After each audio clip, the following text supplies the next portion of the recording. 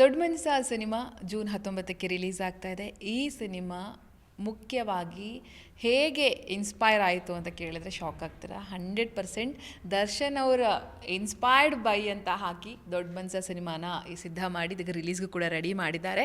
ನಿರ್ದೇಶಕ ಕಮ್ ನಟ ಶರತ್ ಕೃಷ್ಣ ಅವರು. ಅವ್ರನ್ನ ಮಾತನಾಡಿಸ್ತಾ ಹೋಗ್ತೀನಿ. ನನಗೆ ಗೊತ್ತಾಯಿತು ನೀವು ಅಪ್ಪಟ ದರ್ಶನ್ ಅವರ ಅಭಿಮಾನಿ ಅನ್ನೋದು ನಮಗಿಲ್ಲೇ ಗೊತ್ತಾಗ್ತಾ ಇದೆ.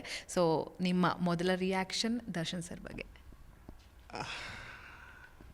ತುಂಬ ಕಷ್ಟ ಆಗುತ್ತೆ. ಒಬ್ವಿಯಸ್ಲಿ ಇವತ್ತಿನ ಸಿಚುವೇಶನ್ಗೆ ಪ್ರತಿದಿನ ನಾವು ಅವ್ರು ಪ್ರೇ ಮಾಡ್ತಾಯಿದ್ದೀವಿ, ಎಷ್ಟು ಬೇಗ ಸಾಧ್ಯ ದರ್ಶನ್ ಸರ್ ಮೊದಲೊಂಥರ ಆಚೆ ಬಂದು ಆ ಒಂದು ರಾಜಗಾಂಭೀರ್ಯದಲ್ಲಿ ಓಡಾಡಲಿ ಅನ್ನೋದು ನಮ್ಮ ವಿಶ್. ಪ್ರತಿದಿನ ನಮಗೆ ನಾವು ಎಷ್ಟು ಬೇಡ್ಕೊತಾ ಇದ್ದೀವೋ ಅದ್ರ ಜೊತೆಗೆ ಅದು ಒಂದು ಎಕ್ಸ್ಟ್ರಾ ನಮ್ಮ ಕೋರಿಕೆ ಆಗಿರುತ್ತೆ ದೇವ್ರ ಹತ್ರ. ಸೊ ಆದಷ್ಟು ಬೇಗ ದರ್ಶನ್ ಸರ್ ಆಚೆ ಬರಲಿ, ಮೊದಲಿನಂತೆ ಸಿನಿಮಾಗಳು ಮಾಡಲಿ. ಅವ್ರು ಬಂದರೆ ಒಂದು ಇಂಡಸ್ಟ್ರಿಗೆ ಒಂದು ಏನಂತಾರೆ ಸ್ಟ್ರೆಂತ್, ಅದು ಜನಗಳು ಬರ್ತಾರೆ ಥಿಯೇಟ್ರಿಗೆ. ಆಮೇಲೆ ಅಪ್ಪಟ ಕನ್ನಡ ಸಿನಿಮಾ ಮಾಡುವಂಥ ನಮ್ಮಂಥವ್ರಿಗೆ ಅವರೊಂದು ಬೆನ್ನೆಲುಬಾಗಿ ನಿಂತ್ಕೊತಾರೆ. ಸೊ ಎಲ್ಲ ಒಂದು ಒಳಿತಿಗಾಗಿ ಅವ್ರು ಆಚೆ ಬರಬೇಕಾದಷ್ಟು ಬೇಗ ಅನ್ನೋದು ನಮ್ಮ ವಿಷಯ. ಒಂದು ಫೋಟೋ ವೈರಲ್ ಆಗಿದೆ.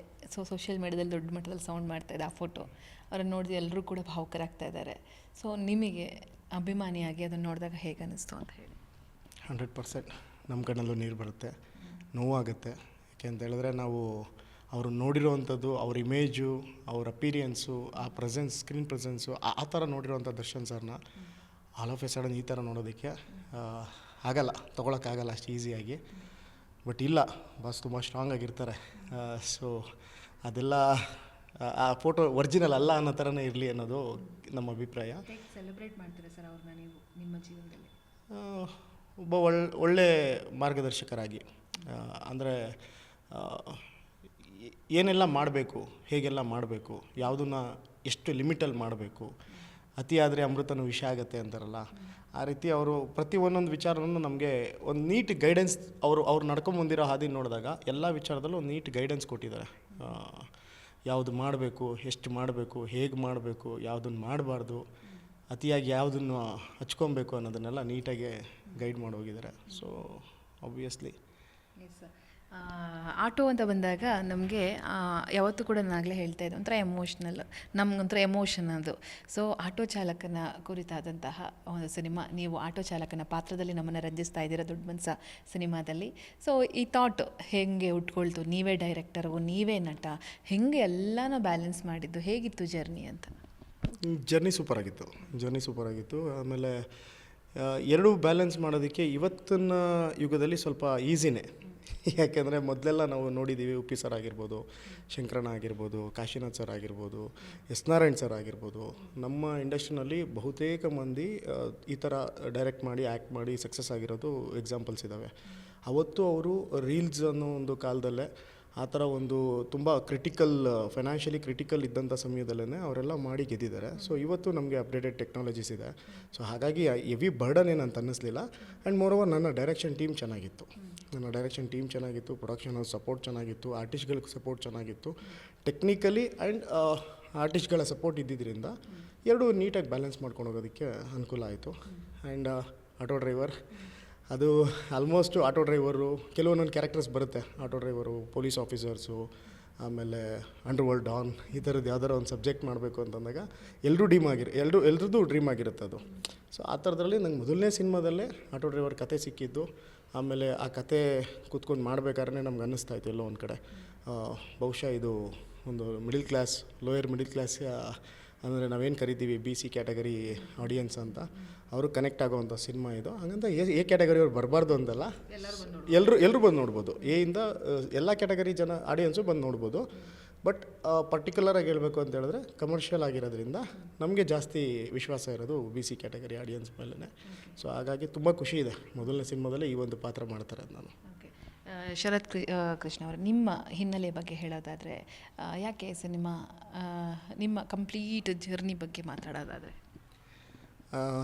ಈ ಒಂದು ಜರ್ನಿ ನನಗೆ ಯಾಕೆ ಸಿನಿಮಾ ಅಂತಂದರೆ, ಸೊ ನನಗೂ ಮೈಂಡಲ್ಲಿ ಇರಲಿಲ್ಲ, ನಾನು ಪೊಲೀಸ್ ಆಫೀಸರ್ ಆಗಬೇಕು ಅಂತಲೇ ಇದ್ದೆ. ನಾನೊಬ್ಬ ನ್ಯಾಷನಲ್ ಲೆವೆಲ್ ಕಬಡ್ಡಿ ಪ್ಲೇಯರ್ ಕೂಡ. ಸೊ ಹಾಗಾಗಿ ಪೊಲೀಸ್ ಆಫೀಸರ್ ಆಗಬೇಕು ಅನ್ನೋ ಒಂದು ಪ್ರಯತ್ನದಲ್ಲಿ ಎಲ್ಲೋ ಒಂದು ಕಡೆ ನಮ್ಮ ತಂದೆಯ ಬಳುವಳಿ ಇದು. ನಮ್ಮ ತಂದೆ ವೆರಿ ಬಿಗಿನಿಂಗು ದೂರದರ್ಶನ ಚಾನಲಲ್ಲಿ ಮತ್ತು ಕಲಾಕ್ಷೇತ್ರದಲ್ಲೆಲ್ಲ ನಾಟಕಗಳು ಮಾಡ್ತಾ, ದೂರದರ್ಶನ ಚಾನಲಲ್ಲಿ ಒಂದು ಸೀರಿಯಲ್ ಬಂದಾಗ ಅದಕ್ಕೆ ಅವರು ಲೀಡ್ ಕ್ಯಾರೆಕ್ಟ್ರಲ್ಲಿ ಆ್ಯಕ್ಟ್ ಮಾಡಿದರು. ಸೊ ಕಾರಣಾಂತರಗಳಿಂದ ಅವರು ಗೌರ್ಮೆಂಟ್ ಅಫಿಷಿಯಲ್ ಆಗಿದ್ದರಿಂದ ಅದನ್ನು ಕಂಟಿನ್ಯೂ ಮಾಡೋಕ್ಕಾಗದೆ ಅವರು ಡ್ರಾಪ್ ಮಾಡಿದರು. ಬಹುಶಃ ಆ ಒಂದು ಲಿಂಕ್ ನನಗಿಲ್ಲಿ ಕನೆಕ್ಟ್ ಆಗಿ ನನ್ನನ್ನು ಅನ್ಎಕ್ಸ್ಪೆಕ್ಟೆಡಾಗಿ ಸಿನಿಮಾ ರಂಗ ಕೇಳ್ಕೊಂಬಂದಿದ್ದು. ಸೆಕೆಂಡ್ PUC ಆದಮೇಲೆ ಎಲ್ಲೋ ಒಂದು ಕಡೆ ಇಲ್ಲ ನಾನು ಟ್ರೈ ಮಾಡ್ಬೋದು ಅಂತ ಹೇಳಿದಾಗ ಥಿಯೇಟ್ರಿಕಲಿ ಬಂದು ಕಲಾಕ್ಷೇತ್ರದಲ್ಲಿ ನಮ್ಮದೇ ಆದಂಥ ಒಂದು ಟೀಮ್ ಇತ್ತು.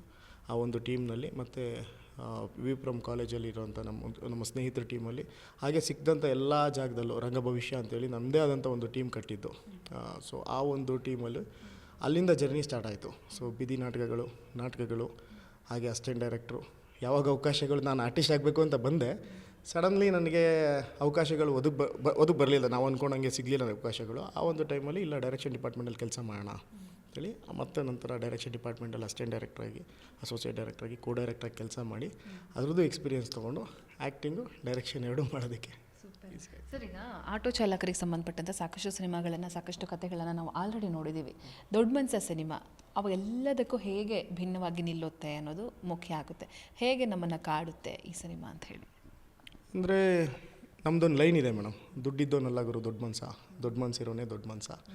ಸೊ ಈ ಒಂದು ಲೈನು ನಿಮಗೆ ಇಡೀ ಕಥೆನ ಕನೆಕ್ಟ್ ಮಾಡ್ತಾ ಹೋಗುತ್ತೆ. ಸೊ ಹೇಗೆಲ್ಲ ಮಾಡ್ಬೋದು ಒಬ್ಬ ವ್ಯಕ್ತಿ ತನ್ನವರು ಅಂತ ಅವನು ಹತ್ರಕ್ಕೆ ಸೇರಿಸ್ಕೊಂಡಾಗ ತನ್ನ ಬಳಗಕ್ಕೋಸ್ಕರ ಹೇಗೆಲ್ಲ ಅವನು ಶ್ರಮಿಸ್ಬೋದು, ಹೀಗೆಲ್ಲ ಸಪೋರ್ಟಿವ್ ಆಗಿರ್ಬೋದು. ಯಾವುದೊಂದು ಎಕ್ಸ್ಪೆಕ್ಟೇಷನ್ಸ್ ಇಲ್ಲದೇ ಒಬ್ಬ ಆಟೋ ಡ್ರೈವರು ಅವನ ಶಕ್ತಿ ಮೀರಿ ಅವನ ಜೊತೆನಲ್ಲಿರೋರನ್ನ ಎಷ್ಟು ಖುಷಿಯಾಗಿ ನೋಡ್ಕೊತಾನೆ ಅನ್ನೋದು ಈ ಸಿನಿಮಾ. ಮತ್ತು ಈಗ ಏನು ಹೇಳ್ತೀವಿ ನಾವು, ಒಳ್ಳೇದನ್ನು ಮಾಡ್ತಾ ಹೋದಾಗ ಭಗವಂತ ನಮಗೆ ಕೊನೆಯಲ್ಲಿ ಕೈ ಹಿಡಿತಾನೆ ಅಂತಾರಲ್ಲ, ಆ ರೀತಿ ಕೊನೆಯಲ್ಲಿ ಇವನ ಜೀವನದಲ್ಲಿ ಇವನು ಕಂಡಂಥ ಕನಸನ್ನು ಯಾರ್ಯಾರೆಲ್ಲ ಇವನಿಂದ ಹೆಲ್ಪ್ ತೊಗೊಂಡಿರ್ತಾರೆ ಅವರೆಲ್ಲ ಸೇರಿ ಇವನಿಗೆ ಅದನ್ನು ಏನಂತಾರೆ ರಿಟರ್ನ್ ಗಿಫ್ಟ್ ಥರ ಕೊಡ್ತಾರೆ. ಇವನು ಕಂಡಂಥ ಕನಸನ್ನು ನನಸು ಮಾಡ್ಕೊಳ್ಳೋದಕ್ಕೆ ಅವರೆಲ್ಲ ಸಪೋರ್ಟ್ ಮಾಡ್ತಾರೆ. ಸೊ ಈ ರೀತಿಯಾದಂಥ ಒಂದು ಜರ್ನಿಲಿರುತ್ತೆ.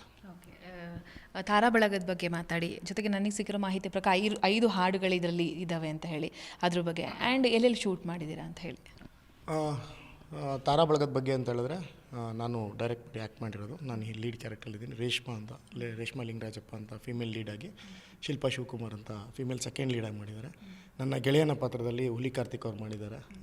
ಒಂದು ಇಡೀ ಸಿನಿಮಾ ನನ್ನ ಜೊತೆನಲ್ಲಿ ಕ್ಯಾರಿ ಮಾಡ್ತಾರೆ.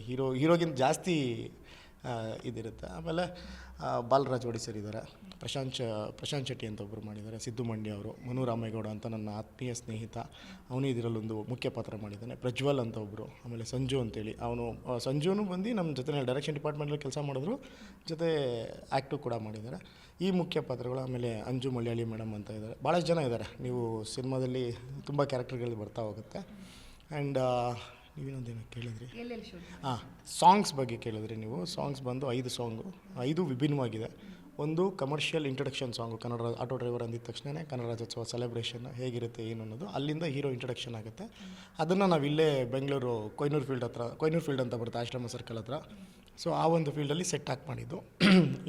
ಇನ್ನೊಂದು ಬಂದು ಮೌಂಟೇಜಸ್ ಸಾಂಗ್ಸು. ಇನ್ನೊಂದು ಬಂದು ಕಚ್ಬುಜ್ಜಲ್ಲಿ ಗುಜರಾತಲ್ಲಿ ಶೂಟ್ ಮಾಡಿದ್ದು. ಈಗ ತುಂಬ ನಿಯರ್ ಬೈ ನಾವು ರಿಲೀಸ್ ಮಾಡಿದ್ವಿ ಒಂದು ಡ್ಯುಯೆಟ್ ಸಾಂಗ್ ಅಂತೇಳಿ. ಆ ಒಂದು ಸಾಂಗನ್ನು ಅಹಮದಾಬಾದ್ ಕಚ್ಬುಜ್ಜಲ್ಲಿ ಶೂಟ್ ಮಾಡಿದ್ದು. ಇನ್ನೊಂದು ಬಂದು ಕಂಠೀರವ ಸ್ಟುಡಿಯೋದಲ್ಲಿ ಬಾರ್ ಸಾಂಗ್ ಒಂದು ಸೆಟ್ ಹಾಕಿನೇ ಮಾಡಿದ್ದು. ಇನ್ನೊಂದು ನಾರ್ಮಲಿ ಮೌಂಟೇಜಸ್ ಸಾಂಗ್ಸ್, ಅದು ಸಿಚುವೇಶನ್ಗೆ ತಕ್ಕಂತೆ ಬರೋವಂಥ ಸಾಂಗ್ಸ್ಗಳದು. ಸೂಪರ್. ಪ್ರೇಕ್ಷಕರ ಹತ್ರ ಏನು ಕೇಳ್ಕೊತೀರಾ, ಏನು ಹೇಳ್ತೀರಾ ಅಂತ, ಏನೇನಿದೆ ಮನಸ್ಸಲ್ಲಿ? ಪ್ರೇಕ್ಷಕರ ಹತ್ರ ಕೇಳೋದಕ್ಕೆ ಒಂದೇ ಇರೋದು, ಎಲ್ಲಿವರೆಗೂ ನೀವು ಕನ್ನಡ ಕಲಾಭಿಮಾನಿಗಳಾಗಿ ಹೊಸ ಪ್ರತಿಭೆಗಳನ್ನ ಹಾಗೂ ಕನ್ನಡ ಕಲಾವಿದರನ್ನ ಬೆಳೆಸಬೇಕು ಅಂತ ನಿಮ್ಮ ಮನಸ್ಸಲ್ಲಿ ದೃಢವಾಗಿ ನೀವು ಒಂದು ಏನು ಹೇಳ್ತೀರಾ, ಫೋರ್ಸ್ ಇಟ್ಕೊಂಡು ಕನ್ನಡ ಸಿನಿಮಾಗಳನ್ನ ನೋಡೋದಕ್ಕೆ ಥಿಯೇಟ್ರಿಗೆ ಬರ್ತೀರಾ, ಅಲ್ಲಿವರೆಗೂ ನಮ್ಮಂಥ ಪ್ರತಿಭೆಗಳಿಗೆ ಹಾಗೂ ನಮ್ಮಂಥ ಕಲಾವಿದರಿಗೆ ಒಂದು ಜೀವನದಕ್ಕೆ ಒಂದು ದಾರಿ ಆಗುತ್ತೆ. ದಯವಿಟ್ಟು ಎಲ್ಲ ಪ್ರೇಕ್ಷಕರು ಚಿತ್ರಮಂದಿರಕ್ಕೆ ನೋಡಿ ಕನ್ನಡ ಸಿನಿಮಾಗಳನ್ನ. ಆಮೇಲೆ ದೊಡ್ಡ ಮನುಷ್ಯ ಸಿನಿಮಾನ ಪರ್ಟಿಕ್ಯುಲರ್ ಆಗಿ ನೀವು ಚಿತ್ರಮಂದಿರಕ್ಕೆ ಬಂದು ನೋಡಿ, ಬ್ಲೆಸ್ ಮಾಡಿ. ಬಿಕಾಸ್ ನಮ್ಮ ಅಪ್ಪಟ ಕನ್ನಡ ಸಿನಿಮಾ ಇದು. ಸಾಕಷ್ಟು ದಿನದಿಂದ ನಾವೆಲ್ಲ ಮಲಯಾಳಮ್ಮು, ತೆಲುಗು, ತಮಿಳು ಆ ಥರದ್ದೊಂದು ಫ್ಲೇವರಲ್ಲಿ ಸಿನಿಮಾ ನೋಡಬೇಕು, OTT ಕಂಟೆಂಟ್ ಸಿನಿಮಾ ನೋಡಬೇಕು ಅಂತೇಳಿ ಸಿಂಗಲ್ ಸ್ಕ್ರೀನ್ ಸಿನಿಮಾಗಳನ್ನ ಬಿಟ್ಬಿಟ್ಟಿದ್ದೀವಿ.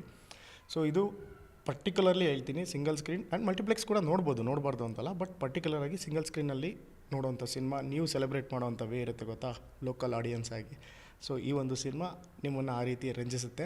ದಯವಿಟ್ಟು ದೊಡ್ಡ ಮನುಷ್ಯ ಸಿನಿಮಾನ ಆದಷ್ಟು ಬೇಗ ಎಲ್ಲರೂ ಬಂದು 19th ಸಿನಿಮಾ ನೋಡೋದ್ರ ಮುಖಾಂತರ ನಮಗೆ ಸಪೋರ್ಟ್ ಮಾಡಿ ಅಂತ ಕೇಳ್ಕೊತೀನಿ. ಸರ್ ಫೈನಲಿ ಹೊಸಬ್ರಿಗೆ ಇರುವಂತಹ ಸವಾಲುಗಳೇನು, ಅಗ್ನಿ ಪರೀಕ್ಷೆಗಳೇನು ಅಂತ ಇಂಡಸ್ಟ್ರಿಯಲ್ಲಿ, ಆ್ಯಂಡ್ ನಿಮಗೆ ಈಗ ದೊಡ್ಡ ಜವಾಬ್ದಾರಿ ಏನಪ್ಪ ಅಂದರೆ ಆಡಿಯನ್ಸನ್ನು ಥಿಯೇಟ್ರಿಗೆ ಕರ್ಕೊಂಬರೋದು. ಅದು ಬರೀ ಸಣ್ಣ ಸಿನಿಮಾಗಳಿಗೆಲ್ಲ, ಹೊಸಬ್ರ ಸಿನಿಮಾಗಳೆಲ್ಲ, ದೊಡ್ಡ ಸಿನಿಮಾಗಳಿಗೂ ಈಗ ಅದು ಎಫೆಕ್ಟ್ ಆಗ್ತಾ ಇದೆ. ಸೊ ಅದಕ್ಕೆಲ್ಲ ನಿಮ್ಮ ತಯಾರಿ ಹೇಗಿದೆ ಅಂತ ಹೇಳಿ. ಅದೇ ಮೇಡಮ್, ಗ್ರೌಂಡ್ ರಿಯಾಲಿಟಿ ಡೈರೆಕ್ಟ್ ಅವ್ರಿಗೆ ಹೋಗಿ ಕನೆಕ್ಟ್ ಆಗ್ತಾ ಇದ್ದೀವಿ. ಸೊ ಒಂದು ಸಿನಿಮಾ ಅಂತ ಬಂದು ನಾವು ಇಲ್ಲೆಲ್ಲೋ ಕೂತ್ಕೊಂಡು ಮಾತಾಡೋದು ಇದು ಬೇಕು. ಯಾವ ವರ್ಗ ಎಲ್ಲಿಗೆ ಹೆಂಗೆ ತಲುಪಬೇಕು ಹಂಗೆ ತಲುಪಲೇಬೇಕು. ಈಗ ನಾವು ಸ್ಕ್ರ್ಯಾಚಿಂದನೂ ಸ್ಟಾರ್ಟ್ ಮಾಡ್ತಾಯಿದ್ದೀವಿ. ರೋಡ್ಗೆ ಇಳಿದು ಪಾಂಪ್ಲೇಟ್ ಹಂಚೋದ್ರ ಮುಖಾಂತರ ಹಿಡಿದು ಅವ್ರ ಮನೆಗೆ ಹೋಗಿ, ಇಲ್ಲ ನಮ್ಮದೊಂದು ಸಿನಿಮಾ ಬರ್ತಾಯಿದೆ, ಬಂದು ಸಿನಿಮಾ ನೋಡಿ ಒಂದು ಸಲ ಅಂತ ಹೇಳಿದಾಗ, ಆ್ಯಂಡ್ ಮೋರ್ ಓವರ್ ಬರ್ತಾರೆ ಜನ. ಈಗ ನಾವು ನಮ್ಮ ಪ್ರಯತ್ನ ಕೂಡ ಅಷ್ಟೇ ಪ್ರಾಮಾಣಿಕವಾಗಿರಬೇಕು. ಸೊ ಅವ್ರನ್ನ ಥಿಯೇಟ್ರಿಗೆ ಕರ್ಕೊಂಬರೋವಂಥ ನಿಟ್ಟಿನಲ್ಲಿ ನಾವು ತುಂಬ ಪ್ರಾಮಾಣಿಕವಾಗಿ ಕೆಲಸ ಮಾಡ್ತಾಯಿದ್ದೀವಿ. ಆ್ಯಂಡ್ ಸಿನಿಮಾ ಚೆನ್ನಾಗಿದ್ದರೆ ಖಂಡಿತವಾಗ್ಲೂ ಅವ್ರು ಗೆಲ್ಲಿಸ್ತಾರೆ ಅನ್ನೋದು ಒಂದು ನಂಬಿಕೆ ಇದೆ. ನಮ್ಮ ಸಿನಿಮಾ ಮೇಲೆ ನಮಗೆ ಕಾನ್ಫಿಡೆನ್ಸ್ ಕೂಡ ಇದೆ, ಅವ್ರನ್ನ ಎಂಟರ್ಟೈನ್ ಮಾಡುತ್ತೆ ಅಂತ. ಫೈನಲಿ ಕರೆದುಬಿಡಿ ಕರೆಯೋಲ್ಲ. ಜೂನ್ 19th ದೊಡ್ಡ ಮನ್ಸ ಎಲ್ಲ ಆಲ್ ಓವರ್ ಕರ್ನಾಟಕ ಎಲ್ಲ ಥಿಯೇಟರ್ಸ್ಗಳಲ್ಲಿ ಬರ್ತಾ ಇದ್ದಾರೆ. ನೀವು ಕೂಡ ಅದು ಬೇಗ ಬಂದು ಸಿನಿಮಾ ನೋಡಿ. Yes sir, thank you so much and all the best. Thank you madam, thank you.